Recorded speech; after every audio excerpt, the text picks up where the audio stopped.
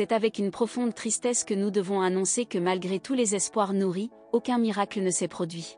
Les passagers du sous-marin le Titan, qui avaient disparu lors de leur descente jusqu'au Titanic le dimanche 18 juin, ont tous trouvé la mort dans des circonstances tragiques. Parmi les 5 victimes se trouvait un spécialiste du Titanic âgé de 77 ans, originaire de France, dont le destin a suscité de vives discussions et émotions.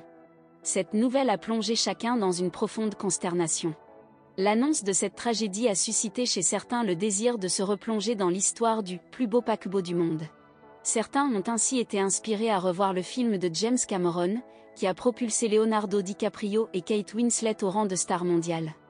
D'autres ont également été incités à réécouter la chanson emblématique de Céline Dion, qui a marqué les esprits. Ces éléments culturels ont contribué à rappeler l'impact durable du Titanic dans notre mémoire collective.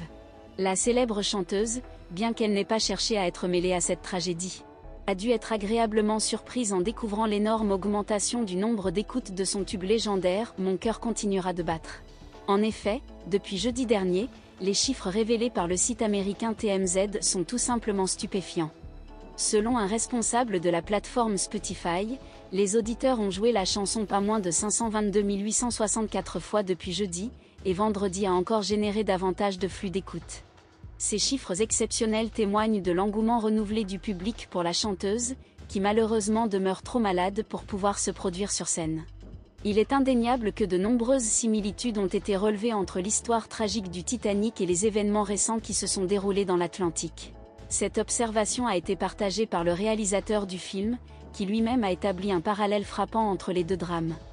Il a souligné que, tout comme dans le cas du Titanic, le capitaine du navire était régulièrement alerté de la présence de glace devant lui, mais a néanmoins choisi de naviguer à pleine vitesse à travers un champ de glace, dans l'obscurité d'une nuit sans lune.